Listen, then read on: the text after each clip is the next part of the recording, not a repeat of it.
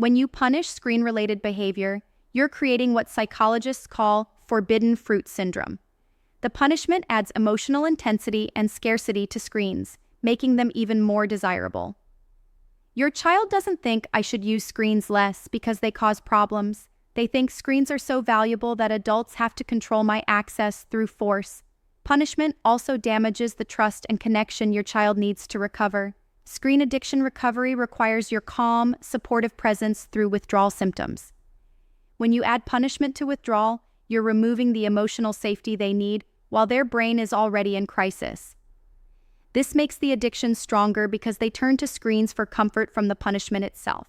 Here's what happens neurochemically when you punish screen use.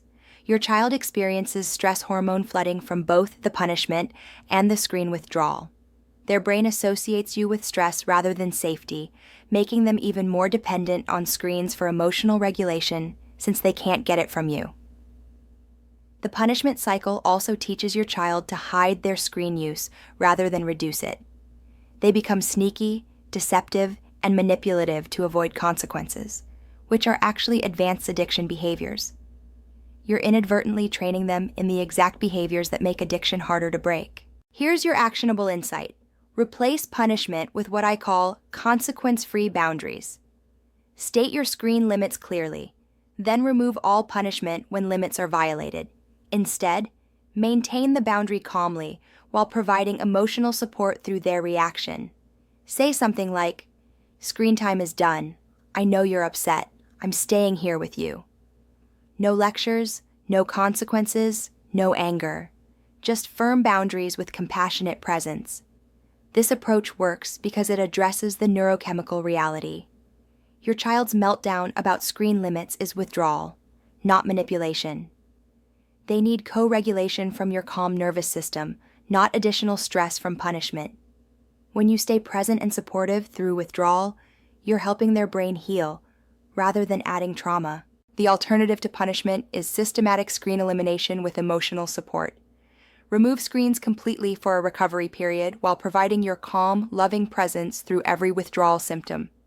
No punishment needed because you're treating a medical condition, not correcting bad behavior.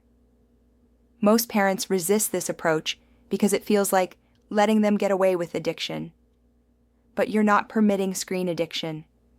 You're recognizing it's a neurochemical dependency that requires healing support rather than behavioral consequences. Within days of implementing consequence-free boundaries with supportive presence, most parents see reduced desperation, shorter meltdowns, and better cooperation. Their child stops fighting the boundaries because the boundaries come with safety rather than stress.